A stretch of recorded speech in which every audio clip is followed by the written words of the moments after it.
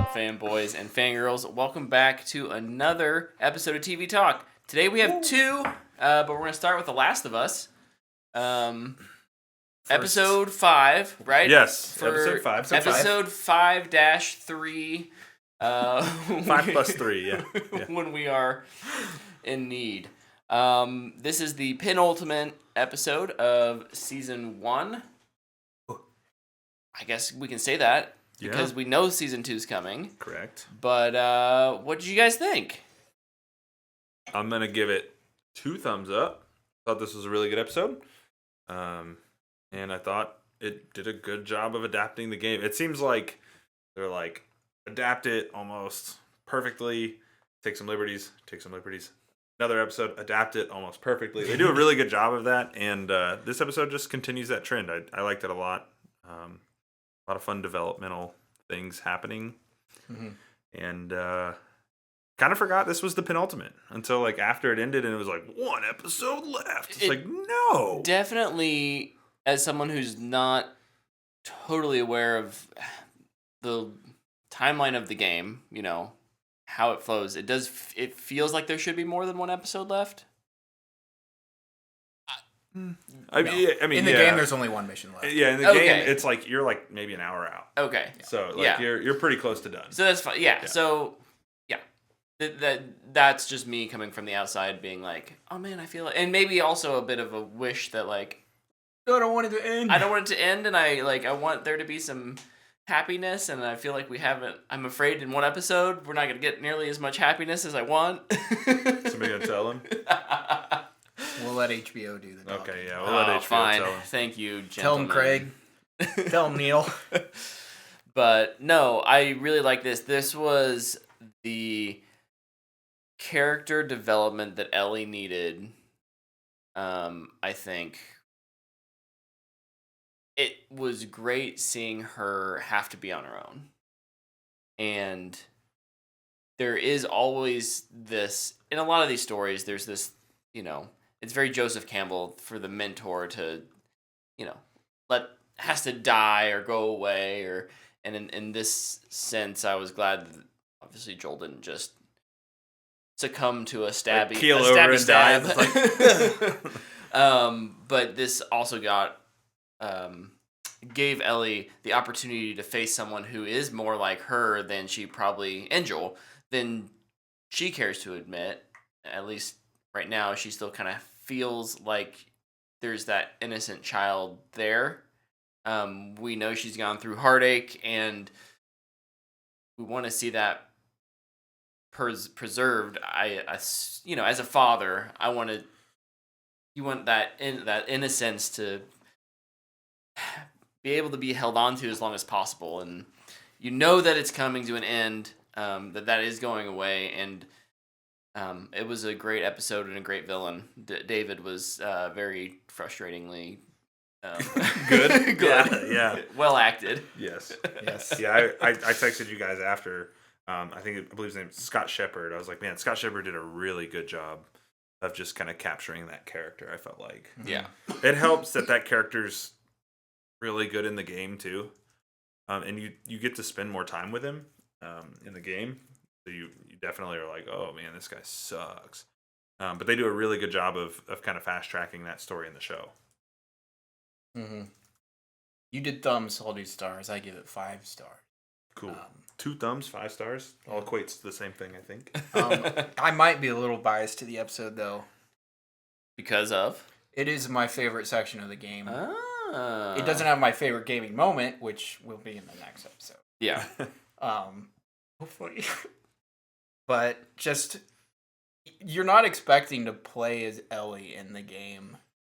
Like, yeah, to that I'm playing point, as Joel, the protagonist. I'm taking this girl there.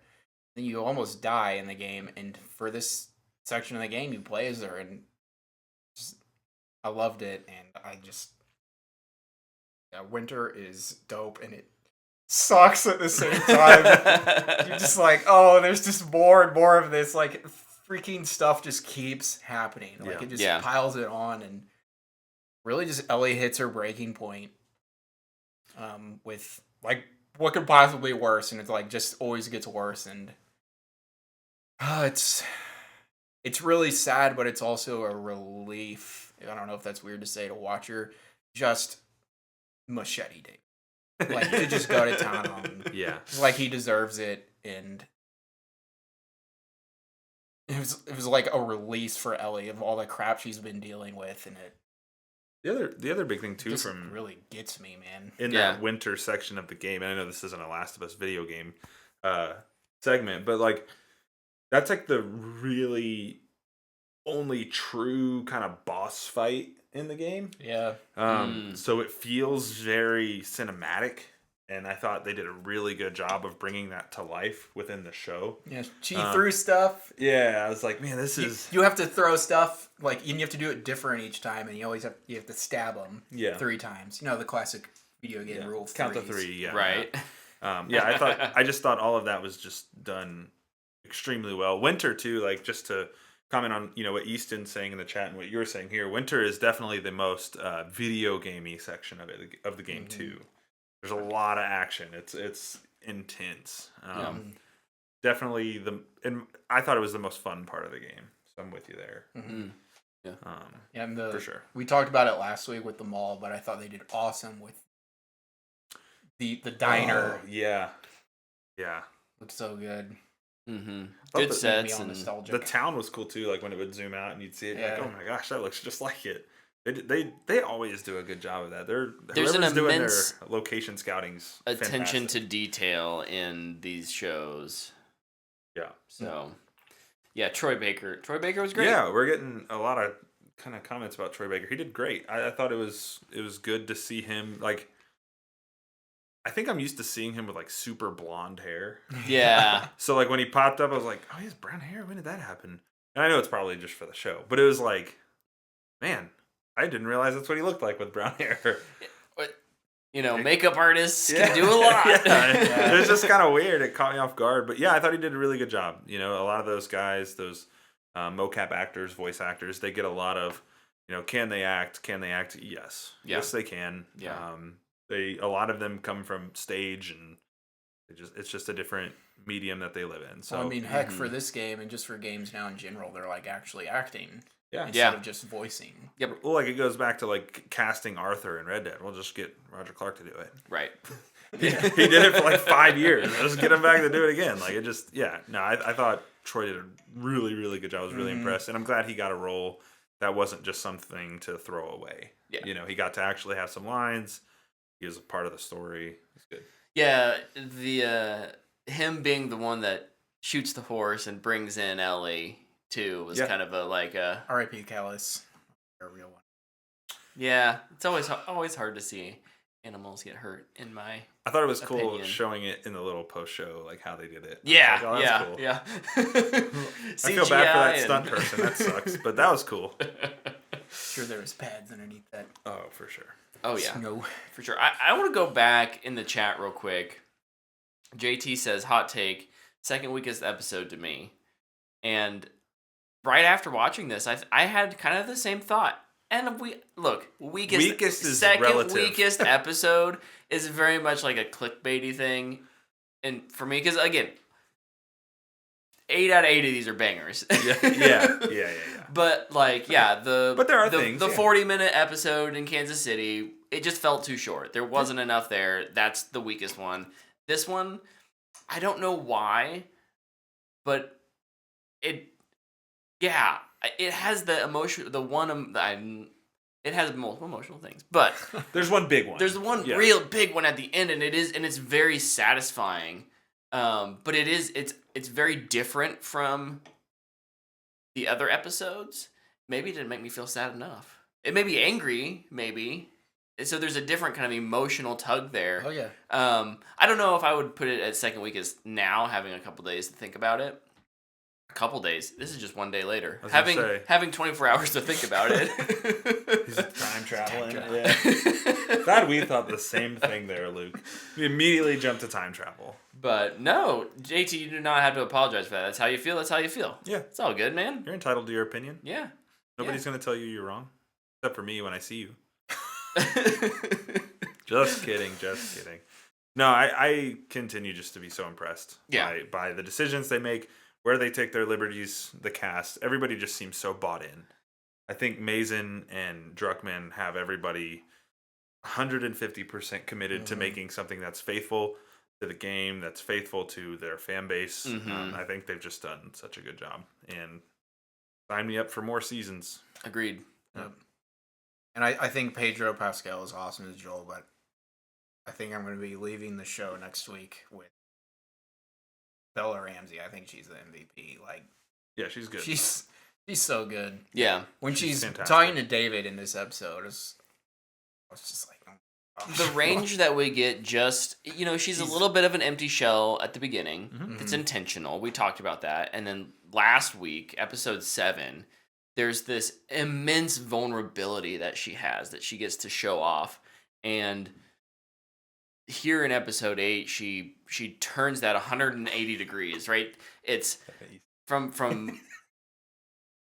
like this immense place of sadness and vulnerability to ferocity and anger and hate. And then after that moment, though, there's still that weakness, that falling into Joel's arms. Like, the adrenaline died. Like, the adrenaline carried her through the moment, and now she's like, and then Joel with the, oh, baby girl. Oh! It was good. My heart.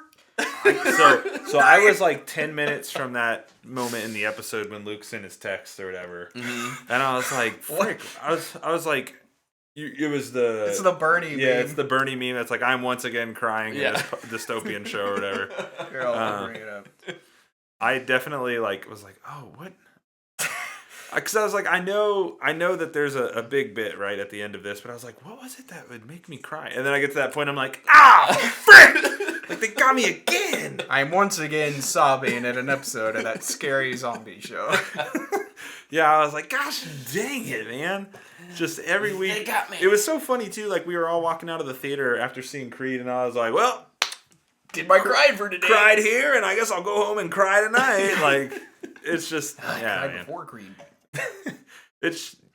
You were right, and you said it before we started recording. Like, they do such a good job of really getting you going. Like, every week they reintroduce you to those feelings that you obviously remember you have, but they very quickly are like, hey, remember last week when you were sobbing? Yeah, hey, let's do that again. Let's party up. Let's do it. And they just get you right back into that same emotional state so quickly with the show, and it's impressive. Like you mentioned anger before. I feel like I really like that about this episode, that like you're not just sad. Yeah. Like, you're mad this week. Yes. About everything that's just going on.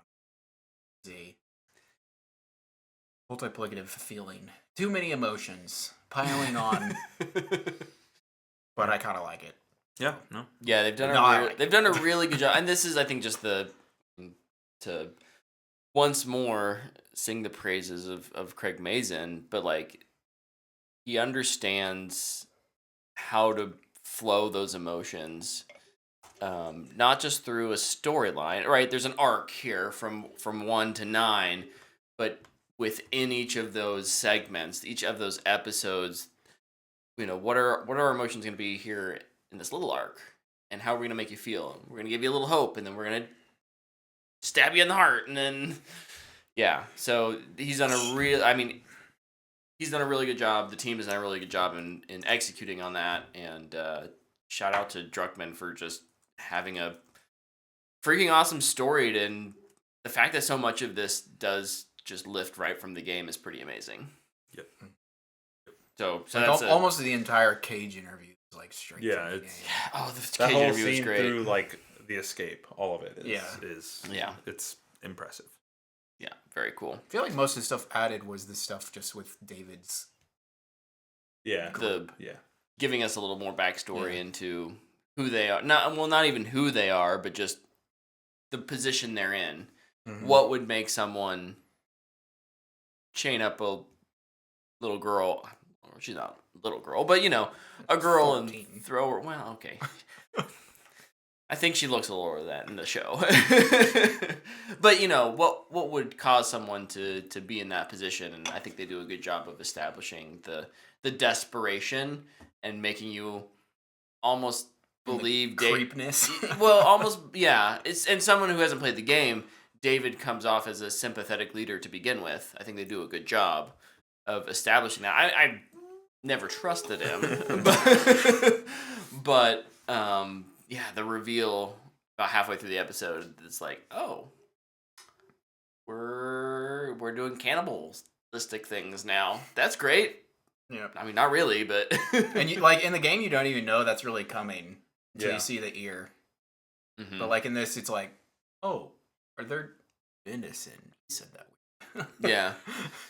I also really like the different survivor groups that we've seen throughout the show. How much of a wide variety there are, right? It's not like you're running into Fedra every time or